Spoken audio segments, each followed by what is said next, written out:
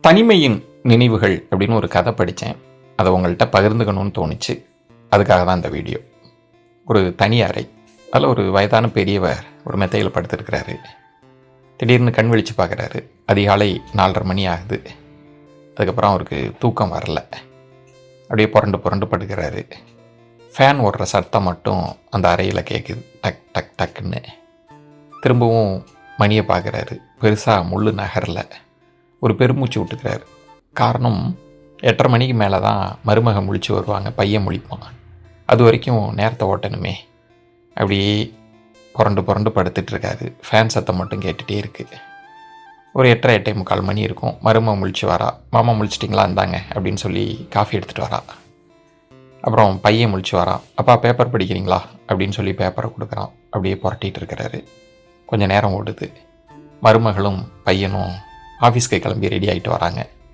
மாமா கிளம்பிட்டோம் அப்படின்னு சொல்லி, இந்தாங்க காலை சாப்பாடு இருக்குது, மதிய சாப்பாடும் சமைச்சு வச்சுருக்கேன் அப்படின்னு சொல்லி பக்கத்தில் டேபிளில் வைக்கிறாங்க. மாத்திரையும் வைக்கிறான்.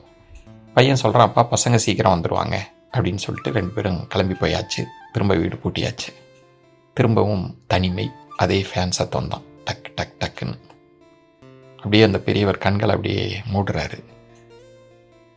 பழைய நினைவுகள். சில ஆண்டுகளுக்கு முன்பு இதே ஃபேன் ஓடி இருக்கு. ஆனால் அந்த சத்தம்லாம் அவருக்கு அப்போ கேட்டதே இல்லை. அவர் அப்போ ரிட்டையர்ட் ஆகலை, ஆஃபீஸ்க்கு போயிட்டு இருந்தார். அதை விட ரொம்ப முக்கியம், அவரோட மனைவி உயிரோடு இருந்தாங்க. பல ஆண்டுகள் மனைவி இருந்த வரைக்கும் தனிமண்ணு ஒன்றை அவர் உணர்ந்ததே இல்லை அந்த வீட்டில். அவங்க காலையிலேயே எழுந்திரிச்சிருவாங்க, காஃபி போட்டு கொடுப்பாங்க, என்ன சாப்பிட்றீங்கன்னு கேட்பாங்க, சட்டையை அயன் பண்ணி கொடுப்பாங்க, வெந்நி போடுவாங்க, மதியம் என்ன சாப்பாடு வேணும்னு கேட்பாங்க. நைட்டு இவர் வரும் வரை முழிச்சிட்டு இருப்பாங்க. அவர் வந்த பிறகு தான் தோசைகள்லேயே வச்சு சுட சுட தோசை இட்லி பேசிகிட்டே இருப்பாவ மனைவி. அப்போ இவர் ஏதாவது தொந்தரவு பண்ணிகிட்டே இருக்காத, தொணன்னு பேசிக்கிட்டே இருக்காத அப்படின்னு தான் கோபமாக பேசுவார். பல நேரங்களில் சண்டை கூட வரும்.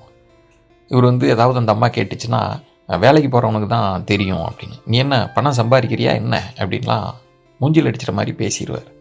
இப்போ ஒரே ஒரு முறை அந்த அம்மா அவர்கிட்ட சொன்னாங்க, யோ ஒன்றே ஒன்று சொல்கிறேன்யா, நான் இல்லாதப்போ தான் என்னோடய அருமை உனக்கு தெரியும்னு. ஆமாம் போ பெரிய அருமை அப்படின்னு சொல்லிட்டு அவர் போன அந்த நாள் அவருக்கு நினைவுக்கு வருது. கண்களை மூடி இருக்கிறாரு. கண்களில் அப்போ அப்படியே கண்ணீர் வழிந்து ஓடுது. ஏதோ லேசாக முணுமுணுக்கிறார். அவர் இப்போ என்ன முணுமுணுத்திருப்பார், யாருக்காக முணுமுணுத்திருப்பார், எதுவுமே அந்த கதையில் சொல்லப்படலை.